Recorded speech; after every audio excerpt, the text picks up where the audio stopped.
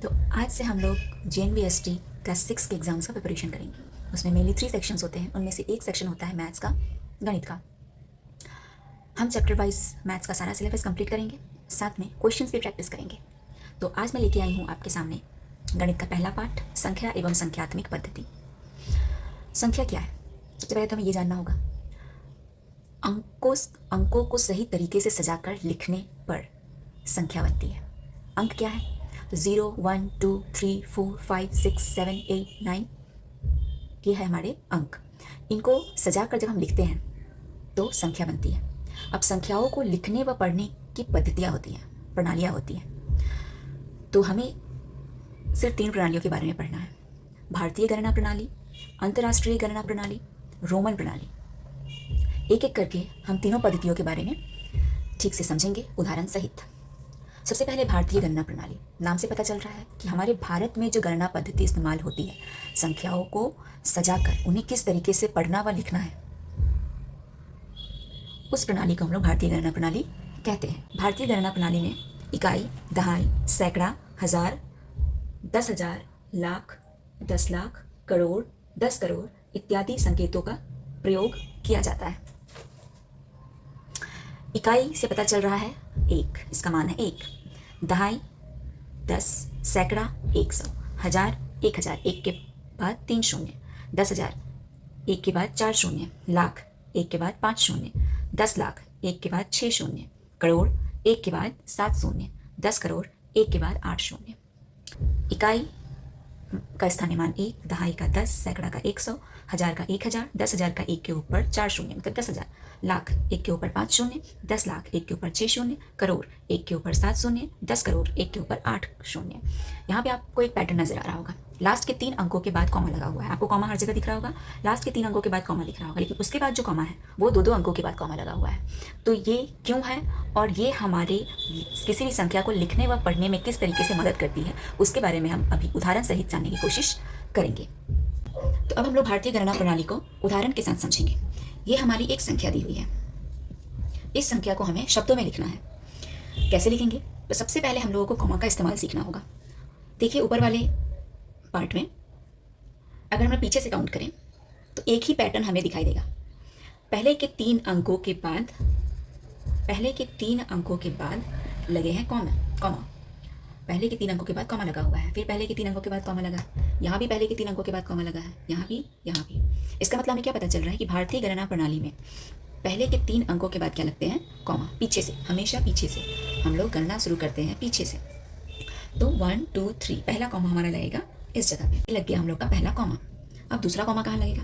तो दूसरा कॉमा हम देखेंगे 2 अंकों के बाद दूसरा कॉमा लग रहा है, यहाँ भी 2 अंकों के बाद दूसरा कॉमा लग रहा है, यहाँ भी 2 अंकों के बाद दूसरा कॉमा लग रहा है, यहाँ भी 2 अंकों के बाद दूसरा कॉमा। इससे हमें क्या पता चल रहा है कि पहला कॉमा 3 अंकों के बाद लगेगा, लेकिन दूसरा, तीसरा, चौथा कॉमा 2-2 अंकों के अंतराल में लगेगा। तो यहाँ पे पहला अंक, दूसरा अंक, तो यहाँ पे एक कॉमा लगेगा, फिर पहला, दूसरा, यहाँ एक कॉमा लगेगा, पहला, दूसरा। अब यहाँ पे आगे कोई अंक नहीं है तो यहाँ कॉमा लगाने की जरूरत नहीं है। अब हम लोग देखेंगे इसे लिखना कैसे है, शब्दों में कैसे लिखें इसे। तो मैंने कहा हमेशा इसको पीछे से आगे की तरफ पढ़ते हैं हम लोग, पीछे से आगे की तरफ। तो इकाई यहाँ पे पढ़ेंगे इकाई, तो ये हमारा इकाई स्थान पे। दहाई, सैकड़ा, हजार, 10,000, लाख, 10 लाख, करोड़, 10 करोड़। अब इस कॉमा का काम क्या है, अभी हम अच्छे से ध्यान से समझेंगे। 10 करोड़ आ रहा है, इस कॉमा से आगे जितने नंबर हैं वो एक साथ पढ़े जाएंगे। इस कॉमा और इस कॉमा के बीच में जो नंबर है उसे एक साथ पढ़े जाएंगे।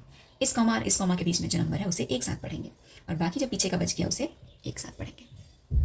तो यहाँ पे आ रहा है हम लोग का करोड़, तो 43, स्थानीय मान क्या है? करोड़। तो 43 करोड़, ये क्या है?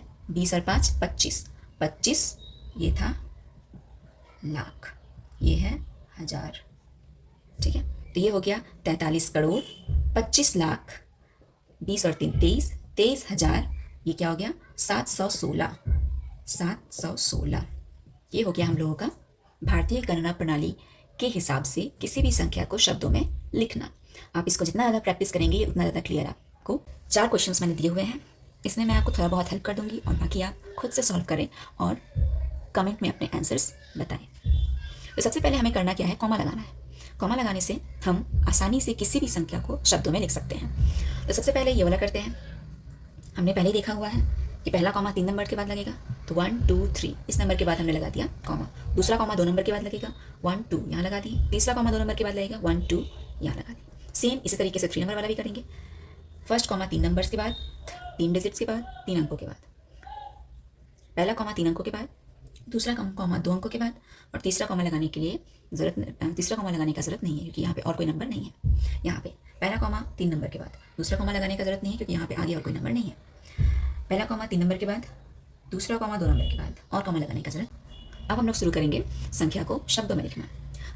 4 नंबर मैं आपको करके दिखा दे रही हूँ। 1 2 3 आपको खुद से करना है और आंसर कमेंट करना है। तो इकाई से स्टार्ट करेंगे, पीछे से, हमेशा पीछे से काउंटिंग स्टार्ट करते हैं। इकाई, दहाई, सैकड़ा, हजार, 10,000, मतलब ये आ रहा है आपका हजार में। लाख, 10 लाख, करोड़। यहाँ पे करोड़ में सिर्फ एक ही अंक है, इसका मतलब क्या होगा ये? 5 करोड़। 5 करोड़। लाख में 2 अंक है तो 60 और 3 63। 63 लाख। हजार में 2 अंक है, इसका मतलब 21। 21,000। आगे तीनों को एक साथ लिखेंगे, सैकड़ा है मतलब 230।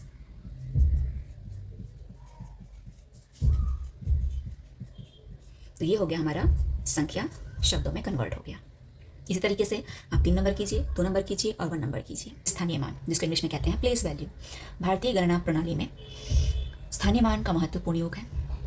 हमने जो इकाई, दहाई, सैकड़ा, हजार, 10,000, लाख, 10 लाख, करोड़, 10 करोड़ पढ़ा है, ये इसी से जुड़ा हुआ है, लिंक्ड है। अब स्थानीय मान क्या होता है? तो जैसे कि ये नंबर है 6। ये 6 नंबर कौन से स्थान पे है? इकाई स्थान पे है। ये 1 जो है वो कहाँ है? दहाई स्थान पे है। ये 7 सैकड़ा के स्थान पे है। ये 9 हजार के स्थान पे है। 8 जो है वो 10,000 के स्थान पे है।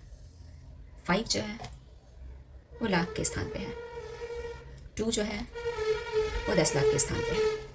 3 करोड़ के स्थान पे है और 4 10 करोड़ के स्थान पे है। सबसे पहले हम लोग कॉमा डाल लेंगे। 3 नंबर्स के बाद पहला कॉमा, 2 नंबर के बाद दूसरा कॉमा, 2 नंबर के बाद तीसरा कॉमा। अब स्थानीय मान क्या है? तो क्वेश्चन में जनरली ये पूछते हैं, इसमें से कोई भी एक अंक का स्थानीय मान निकालो।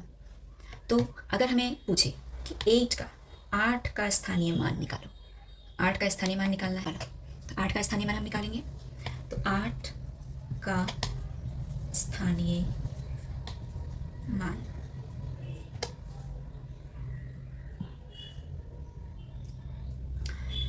आठ कौन से स्थान पे है? जिस स्थान पे है उस संख्या से हमें उस नंबर को गुना करना है। तो हम लोग गिनते हैं, इकाई, दहाई, सैकड़ा। हमेशा पीछे से गिनना शुरू करते हैं, पीछे से। तो इकाई, दहाई, सैकड़ा, हजार, 10,000 कौन से स्थान पे है? 10,000। 10,000 के स्थान पे है, मतलब हमें 8 को किससे गुना करना है? 10,000 से। तो हम इसे गुना करेंगे 10,000 से। तो आंसर क्या आएगा हम लोगों का? 80,000। इसका मतलब 8 का स्थानीय मान क्या है? 80,000। ऐसे ही हम लोग यहाँ पे किसी भी अंक का स्थानीय मान निकाल सकते हैं इन नंबर्स के मदद से। जैसे कि हमें कह दे 2 का स्थानीय मान निकालो, तो 2 का स्थानीय मान क्या होगा? फिर से गिनेंगे, इकाई, दहाई, सैकड़ा, हजार, 10,000, लाख, 10 लाख। 2 जो है 10 लाख के स्थान पे है। 10 लाख मतलब हमें किससे गुना करना है? 10 लाख से गुना करना है। तो 10 लाख से गुना करो तो ये हो जाएगा 20 लाख। मतलब 2 का स्थानीय मान क्या है? 20 लाख। हमें कहे 6 का स्थानीय मान निकालो, तो 6 कौन से स्थान पे है? इकाई। इकाई मतलब 1 से गुना करेंगे। 6 का स्थानीय मान 6। 7 का स्थानीय मान, इकाई, दहाई, सैकड़ा। सैकड़ा मतलब 100। 7 को गुना करेंगे 100 से, तो 7 का स्थानीय मान हो जाएगा 700। बाकी जो नंबर्स बच गए हैं उन नंबर्स का स्थानीय मान आप खुद निकालेंगे और कमेंट करेंगे। आगे हम पढ़ेंगे जातीय मान। जातीय मान को इंग्लिश में कहते हैं फेस वैल्यू। उदाहरण, ये एक संख्या दी हुई है, पहले हम लोग कॉमा सेट कर लेते हैं। पहले 3 नंबर के बाद पहला कॉमा, दूसरा कॉमा 2 नंबर के बाद, तीसरा कॉमा 2 अंकों के बाद। अब जातीय मान निकालना, किसी संख्या में किसी अंक का जातीय मान उस अंक का स्वयं का मान है, चाहे वो अंक किसी भी स्थान पर हो। अब यहाँ पे स्थानीय मान जो हम लोगों ने इकाई, दहाई, सैकड़ा, हजार पढ़ा हुआ है, उसका ज़रूरत यहाँ पे नहीं है। जातीय मान नॉर्मली अगर आपको कहे 2 का जातीय मान बताइए, तो 2 का जातीय मान 2 ही होगा। वो संख्या खुद स्वयं अपना जातीय मान होता है। जैसे कि 4 का जातीय मान 4 ही होगा, 5 का जातीय मान 5 ही होगा। समझ में आया? तो इसमें हमें स्थानीय मान निकालने का ज़रूरत नहीं है। जातीय मान जिस संख्या के बारे में पूछा जा रहा है उसी संख्या का मान जातीय मान कहलाता है, जिसे इंग्लिश में कहते हैं फेस वैल्यू। तो हम लोगों ने स्थानीय मान कंप्लीट कर लिया, जातीय मान कंप्लीट कर लिया। अब कुछ क्वेश्चंस दिए जाएंगे आपको, आप वो क्वेश्चन सॉल्व करें और अपना आंसर कमेंट में बताएं।